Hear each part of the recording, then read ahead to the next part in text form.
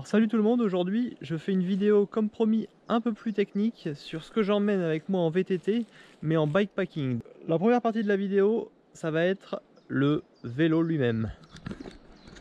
Le vélo il est chargé comme suit. Sur le cintre, là je positionne ma tente. Donc elle fait à peu près 1 kg, elle fait bien les 2/3 facile du cintre, elle est attachée avec deux petites sangles de serrage et ça tient bien. En dessous, je mets ma montre GPS. Donc la montre, ça tient bien. Avec un GPS plus classique, c'est un peu plus compliqué. Donc à voir au cas par cas. Quand il pleut, par-dessus, je positionne une housse étanche. Donc on peut le voir dans la vidéo sur la mini itinérance, là, la dernière vidéo que j'ai fait, juste avant celle-là, où je mets une housse dessus, comme ça protège en fait de la pluie. Ensuite, j'ai deux petites sacoches. Donc c'est des sacoches Evoque. Donc elles sont vraiment toutes petites. Elles sont étroites, mais elles ont l'avantage d'être étanches et elles se ferment avec un zip, donc elles n'ont pas de risque de s'ouvrir. Donc en fait dedans je mets du petit matériel, donc par exemple là je mets ma batterie externe, je vais mettre mon couteau, une fourchette, les câbles pour charger le portable, pour charger la batterie, des trucs comme ça. Donc c'est des petites sacoches mais ça permet de mettre des petites choses. Dans celle-ci je mets plutôt mon chargeur de GoPro avec les batteries, un kit de couture, ça peut toujours servir. Donc on peut mettre aussi des pièces de monnaie, de l'alimentation, il y a vraiment le choix. J'ai choisi cette année de ne pas mettre de sacoche sous la selle.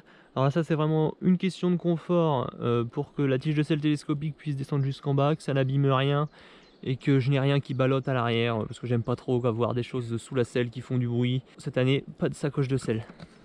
Ensuite, comme pour les sorties VTT classiques, j'ai une chambre à air qui est attachée à mon cadre. J'en prends qu'une seule parce qu'après en kit d'outillage j'ai des mèches, des rustines, donc il y a peu de chances que j'ai besoin de deux chambres à air. Puis si vraiment j'en ai besoin, j'irai en acheter une. Ma pompe, mon multi-outil et ma gourde sur le porte-gourde. Et petite modif sur la gourde, quand je fais des itinérances, j'ai en fait modifié ma gourde avec une paille filtrante. Donc en fait en gros j'ai mis à l'intérieur, en fait j'ai fixé à l'intérieur une paille filtrante, c'est Lifestro la marque. En fait c'était vendu avec une gourde classique mais elle allait pas bien dans mon porte-gourde. Donc là en fait j'ai vu que ça se vissait bien sur une gourde classique. Je mets cette paille dans ma gourde et en fait ça me permet de mettre de l'eau des rivières, de l'eau d'un petit étang, un petit lac, et puis de pouvoir la boire sans trop m'inquiéter quoi. Donc ça c'est bien pratique. Après la gourde fait que 600 ml, mais bon, dans les montagnes il y a souvent moyen de trouver de l'eau et puis même dans les villages et tout ça. Donc voilà, globalement le vélo il est comme ça. Tente, deux petites sacoches, le porte-gourde avec multi-outils pompe à vélo, la deuxième chambre à air et rien d'autre. Donc comme ça on a un vélo qui fait au total à peu près 16 kg 3 si je me trompe pas.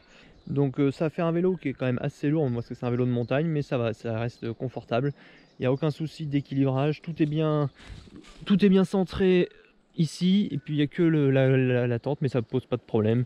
Elle est là, elle est bien répartie. Donc voilà pour le vélo. Donc maintenant qu'on a traité du chargement du vélo, on va passer à la deuxième étape, le sac à dos et ce que j'emmène sur ce que je porte sur moi. Donc on va commencer par ce que je porte. Allez, c'est parti.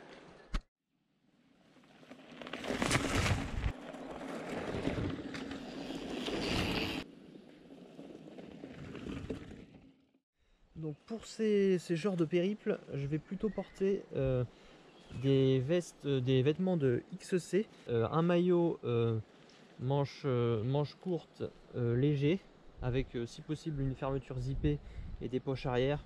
C'est vraiment pour l'aspect pratique. Ensuite je vais porter un cuissard classique, donc ça c'est pour le confort et puis pour l'aspect légèreté, encombrement réduit et séchage rapide si c'est trempé. Ensuite une paire de chaussettes, mi-longue, c'est trouvé chez Decathlon, c'est très bien, c'est confortable et ça permet d'être porté toute la journée sans aucun souci. Je rajoute à ça un petit bonnet léger, donc moi ça je mets toujours, c'est pour éviter la transpiration au niveau de la tête, au niveau du front, au niveau des yeux, tout ça.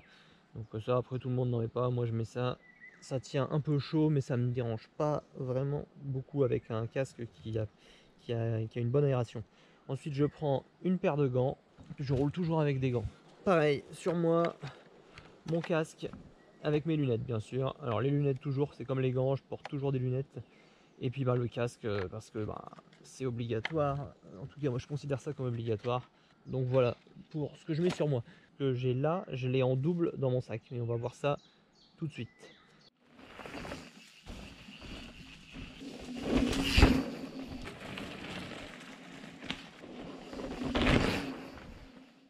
Donc c'est parti pour la grosse partie maintenant, le sac à dos. Donc pour les itinérances, j'utilise ce genre de sac. Donc c'est celui-là, ce modèle-là, alors il en existe plusieurs, hein, mais ce modèle-là c'est un Osprey, c'est un Escapist et c'est un 32 litres. Là je suis passé sur un sac plus compact, vraiment spécifique VTT, un spécifique vélo. Et en fait ici, là ce sac en fait il m'arrive, il finit en dessous, juste au niveau des épaules, juste en dessous, ce qui fait que je peux vraiment amener ma tête en arrière dans les descentes raides et donc j'ai vraiment un gain de confort énorme. Des poches au niveau des hanches. Après il a des systèmes de serrage à droite, à gauche et il a pas mal de poches. Donc on va voir. Donc on va commencer par le devant du sac. Je vais mettre un peu en gros tout ce qui est petit matériel, petit outillage et autres joyeusetés. Je mets dans cette poche avant ma trousse à pharmacie, comme on l'a vu dans la vidéo qu'est-ce que j'emmène sur mes sorties VTT. Là c'est pareil, j'emmène la même trousse à pharmacie. Je rajoute dans cette petite poche tout ce qui est au niveau affaires de toilette. Donc là je prends un savon de Marseille classique qui va me servir pour me laver et puis pour nettoyer les vêtements en cas de nécessité. Donc pour rester dans le principe lavage, j'ai une brosse. Donc cette brosse là elle va principalement me servir à nettoyer mes vêtements. Elle peut au cas échéant me permettre de nettoyer le vélo, mais c'est surtout pour les vêtements. Donc je l'ai un peu ratiboisé, j'ai enlevé la poignée et tout pour l'alléger, mais ça c'est vraiment pratique pour tout ce qui est vêtements. Donc, couplé au savon, c'est pratique. Ensuite je rajoute à ça une trousse de toilette, donc c'est vraiment du minimaliste de chez Minimaliste. Donc c'est une serviette en microfibre très légère, une brosse à dents coupée en deux parce que c'est plus léger, je gagne 2 grammes, attention c'est ouf, un petit rasoir en plastique très léger et un mini tube de dentifrice. Donc ça c'est vraiment la trousse de toilette minimaliste. Et puis j'ai des boules qui que j'ai mis là dedans mais qui servent, ça c'est pour le sommeil. Ensuite qu'est-ce que j'ai d'autre là dedans? Donc j'ai mis une prise, ça c'est la prise qui va me permettre de charger si je veux me brancher sur une prise murale, ma batterie de mes chargeurs de GoPro, ma batterie externe, mon téléphone, j'ai cette prise murale. Une petite lampe frontale, donc ça c'est une Petzl Bin10, donc ça pèse vraiment rien et ça éclaire pas mal, c'est vraiment pratique. J'ai mis dans cette poche ventrale l'antivol, donc ça c'est bien pratique quand on va faire les courses, quand on est au camping. C'est vraiment pour se rassurer. Après dans les grandes traversées honnêtement il y a vraiment peu de risques à part quand on est dans les villes, mais bon on évitera quand même de laisser son vélo pas attaché et sans surveillance. Donc ça voilà, ça pèse un peu lourd, on peut l'éviter si on est vraiment dans des traversées très sauvages, mais sinon moi je l'emmène quand même. Et ensuite j'ai tout ce qui est matériel de réparation, donc là c'est la même chose globalement que ce que j'emmène sur mes sorties classiques. C'est dans des petites boîtes compartimentées. Alors j'ai du scotch, j'ai une patte de dérailleur, j'ai des valves tubeless, j'ai un jeu de plaquettes, j'ai tout ce qui permet de réparer les crevaisons, donc un kit de mèche et puis quelques rustines à l'intérieur. J'ai des colliers Rilsan, ça très utile, on est bien content de les avoir. Ensuite je rajoute une petite fiole de lubrifiant parce que là je pars sur plusieurs jours, donc c'est nécessaire de relubrifier sa chaîne de temps en temps après l'avoir nettoyé bien sûr. Donc là je prends une petite fiole de 50 ml. Ensuite j'ai les démonte pneus et une pince qui va me permettre de couper les colliers Rilsan, couper tout plein d'autres choses et qui peut servir à plein d'autres choses que des réparations si on veut. Et pour finir, dans cette poche, normalement, je n'ai plus rien. J'ai mis un petit chiffon, pareil, qui pourra me permettre de nettoyer le vélo ou autre. Donc voilà pour la poche ventrale. Ensuite, j'ai rajouté par devant une gamelle. C'est des C2 Summit. Donc en fait, c'est des gamelles qui peuvent s'aplatir et qui s'ouvrent et en fait qui sont bien hermétiques. Et là, si j'achète de l'alimentation, je peux la mettre dedans, hermétiquement fermée. elle prend pas trop de place, je la remets dans l'avant du sac qui est extensible et comme ça je peux transporter un peu de nourriture si nécessaire. On passe sur les côtés du sac, les parties latérales. Donc ici j'ai choisi de mettre des sandales dans la poche, ici dans le petit filet sur le côté gauche, le côté droit du sac pardon. Donc là j'ai mis des sandales, donc c'est des sandales de piscine en fait, des trucs en plastique tout simple mais c'est hyper léger et puis bah, ça permet le soir quand on a fini notre rando, quand on a fini l'étape, de se mettre pieds nus tranquille, les pieds aérés et c'est léger. De l'autre côté j'ai mis, donc ça c'est un ajout que j'ai fait récemment, j'ai trouvé ça chez Decathlon, donc c'est une mousse et en fait ça permet de s'asseoir au sol s'il y a des cailloux, si c'est un peu humide, un peu sale par terre, on met ça, on peut s'asseoir tranquille ou se changer, mettre les pieds au sec par exemple. Donc ça c'est un achat que j'ai fait il n'y a pas longtemps, ça pèse 60 grammes, ça prend du volume mais je le mets sur le côté comme ça rentre bien. Puis une dernière poche un peu cachée sur le sac, une poche arrière ici où je mets un carnet et un crayon. Ça c'est pour avoir un petit rituel le soir après les étapes. Après chaque étape j'écris ce qui s'est passé, j'écris mon ressenti, j'écris mes premières impressions sur l'étape, des petites choses personnelles et puis c'est un souvenir que je garde pour plus tard après. Je rajoute un portefeuille. Compte tenu de la situation actuelle, j'ai décidé de mettre un masque. Ça pèse rien et c'est pratique si par exemple on veut aller au restaurant ou un machin comme ça. Maintenant on est obligé d'avoir un masque, si t'as pas de masque t'es bloqué, donc ça pèse rien, je l'ai mis dans le masque, c'est un peu, je l'ai mis dans le sac pardon. Maintenant on va passer à la poche principale du sac, là où je mets tout mon vestimentaire et tout ce qui me permet de dormir, donc duvet et matelas.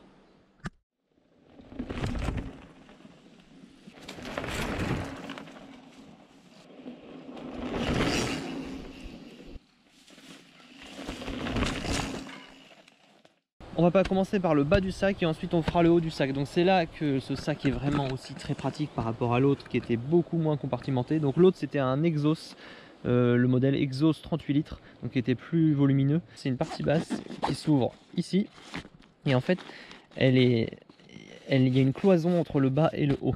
Donc ici dans le bas je mets quoi? Je mets mon matelas gonflable NeoAir X-Lite. Ça c'est super, c'est hyper léger, c'est hyper confortable. Après le seul bémol je dirais c'est sa fragilité, il faut vraiment le poser sur des endroits où il n'y a pas la moindre épine, il faut faire vraiment attention où on le met, mais après c'est le paradis, c'est aussi confortable qu'un bon lit hein, honnêtement. Et je rajoute bien sûr avec ce matelas un duvet au fond du sac. Donc le duvet c'est un Ferrino. Donc voilà, ces deux choses là sont au fond du sac. Donc comme on voit ici dans la poche, le bas et le haut sont séparés par une cloison qu'on peut enlever. Et comme ça moi j'ai vraiment séparé le haut du bas. Et qu'est-ce que j'ai mis en haut? Donc en haut j'ai mis tout le reste. Donc j'ai mis les vêtements. Donc ça commence avant les vêtements, un petit rouleau de papier toilette. Ça pèse pareil, quand il est plein c'est 77 grammes. Mais ça c'est pratique, des fois il n'y a pas de toilettes publiques où on est, et puis même des fois dans les toilettes publiques il n'y a pas de papier, donc ça je le prends, c'est un peu volumineux mais ça pèse rien, c'est pratique à avoir. Donc qu'est-ce que je mets dans cette poche? Je mets mes vêtements, ils sont dans un sac étanche. Donc c'est pareil, c'est un sac étanche, alors c'est pareil, c'est la même marque que le sac mais c'est pas grave, il en existe d'autres. C'est un 30 litres, donc il va très bien avec mon sac. Qu'est-ce que j'ai à l'intérieur de ce sac étanche? Une veste de pluie. L'avantage de ce modèle c'est qu'il a une capuche, donc à la base c'est un modèle plus fait pour l'alpinisme, mais donc l'avantage c'est qu'avec la capuche tu peux la mettre au-dessus de ton casque et tu as la tête étanche. Après tu as des grandes poches et tout, donc c'est vraiment une veste de bonne qualité et vraiment pratique et très légère. Ensuite j'ai pris une veste longue, donc ça c'est une espèce de c'est un petit gilet, donc c'est un Salomon. Ça c'est très léger et ça tient bien chaud, donc ça c'est pour le soir quand je finis mon étape ou le matin quand je me réveille, je mets ça, c'est pour me tenir chaud. Donc ça c'est plus un élément de confort. Une paire de chaussettes pour se changer le soir, un caleçon, en plus du caleçon et des chaussettes j'ai un short léger qui peut se transformer en pantalon. Donc ça c'est pareil, j'ai trouvé ça à Decathlon, c'est pratique, c'est léger. Un t-shirt classique en coton, pareil, un t-shirt Decathlon. J'ai le double de ma tenue dans mon sac étanche. Donc j'ai une deuxième paire de gants, un deuxième cuissard un deuxième maillot, une deuxième paire de chaussettes, la même que la première. Ensuite je rajoute un buff, donc ça le buff c'est un peu le truc à tout faire. C'est vraiment pratique pour se faire un tour de cou, se faire un oreiller, se faire un bonnet. Ça c'est le petit truc qui peut servir. Je rajoute des jambières parce que moi je roule la plupart du temps en court, donc en short ou en cuissard court. Et je rajoute des jambières si vraiment il fait froid. Un peu pour rester dans le même principe que la veste de pluie, j'ai la veste longue chaude, donc elle n'est pas hiver rude, mais elle permet de se réchauffer le matin quand tu pars. Donc le même principe que les maillots, mais un peu plus épais, avec tout pareil, zippé à l'avant, des poches à l'arrière, et ça permet de se tenir chaud quand on roule. Dernière petite chose que je mets aussi dans mon sac, une pochette. En fait, dans cette pochette, tu mets des vêtements le soir, des vêtements propres, et en fait, ça te permet de te faire un oreiller en fait. Donc ça c'est bien pratique parce que j'ai testé plusieurs possibilités dans un buff, mon sac de vêtements comme oreiller, et c'est trop gros, soit inconfortable, soit ça prend l'humidité. Ça c'est très bien, ça prend pas l'humidité et c'est bien confortable. Après il y en a qui dorment sans oreiller, mais moi honnêtement j'ai du mal. Donc voilà pour ce que je mets dans mon sac, donc ce qui m'amène à un sac d'environ 6,3 kg, donc c'est plutôt pas mal parce que par rapport à avant, je mettais les vêtements dans mon sac, mais je mettais pas tout ce qui était petit outillage de réparation et tout ça. Là cette année j'ai mis, parce que le sac est plus pratique, a plus de compartiments, j'ai mis tout ce qui est mon outillage de réparation et pas mal de petites choses, et au final j'ai un sac aussi lourd voire plus léger que l'année dernière. Je trouve qu'on est déjà pas mal. Après pour le sac, honnêtement je suis vraiment content de ce sac. Il est super fonctionnel, il a beaucoup de poches, il est très pratique. L'avantage 32 litres c'est vraiment bien, ça permet de mettre pas mal de choses sans trop en mettre, parce qu'après quand on a un sac trop grand on met trop d'affaires, et quand on met trop d'affaires on est trop lourd, on est tenté de mettre des choses en plus qui ne servent à rien. Donc honnêtement ce sac est vraiment bien, il est bien confortable. Donc voilà globalement, donc il y aurait quelques axes d'amélioration, par exemple je pense, est-ce que c'est vraiment nécessaire d'emmener ce genre de veste chaude? On pourrait s'en passer, on pourrait juste prendre celle-là. Est-ce que c'est nécessaire de prendre des vêtements le soir pour se changer? Après ça c'est des choix de chacun. On peut aller la course au poids. Moi je trouve que c'est bien quand on a la possibilité de peser son matériel de le faire. Après vouloir forcément avoir plus léger, est-ce que c'est nécessaire? Quand on a un sac qui fait déjà 6 kg, moi j'ai déjà testé dans les Alpes un sac qui faisait, quand il était pas chargé de nourriture, il faisait 7 kg, 7,5 kg, et ça s'est très bien passé. Même si le sac était un peu moins confortable au niveau du cou, ça s'est très bien passé. Dans le Jura c'est pareil. Donc honnêtement ça passe. Après c'est sûr, quand on peut avoir un sac plus léger, un contenu de sac plus léger, c'est mieux. Après quand on est en dessous de 7 kg, honnêtement c'est très bien. Il faut faire optimiser avec le temps. Faut pas vouloir dès le début vouloir avoir tout le matériel super bien, hyper léger, parce que déjà ça coûte cher, ça prend du temps, ça se fait pas comme ça. Donc c'est avec le temps que ça se fait. Moi c'est avec le temps, déjà au bout de 3 ans j'ai déjà amélioré quelque chose, enlevé des trucs inutiles, rajouté d'autres. Donc je teste en fait, je fais des expériences au fur et à mesure des années. Petite chose en plus aussi concernant ce sac, quand même, il y a une housse étanche. Il y a une protection contre la pluie. Ça va permettre de protéger contre des averses, quoi. Une grosse pluie battante, au bout d'un moment l'eau va pénétrer, mais au moins sur de la petite pluie, une pluie pas trop longue, ça va être très bien. Tout ce que j'emmène en itinérance bikepacking.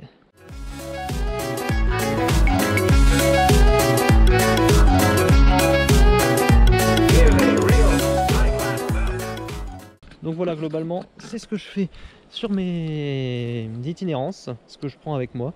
Donc après tout le reste c'est du plaisir, prendre le temps de rouler, pas penser au lendemain, juste se soucier de la journée, de ce qu'on va faire, de ce qu'on va voir, d'où on va dormir, de ce qu'on va manger, et voilà. Donc si vous avez besoin d'informations complémentaires sur des détails sur le matériel, je me ferai un plaisir de vous répondre dans les commentaires, parce que là j'ai sûrement oublié des choses.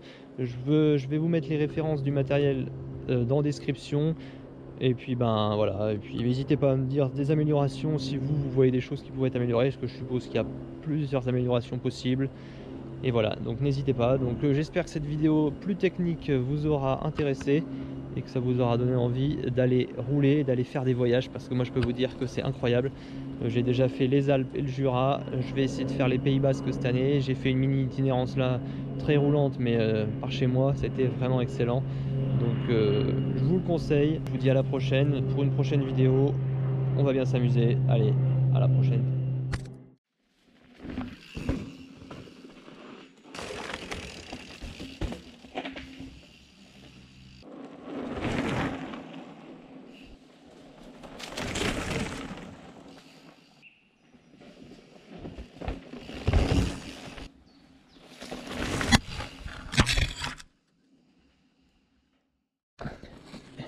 Et bien sûr aussi, petit ajout de fin de vidéo, quand je pars, j'emmène aussi de quoi filmer. Donc ça prend du poids aussi, mais bon, moi j'aime bien filmer, partager tout ça.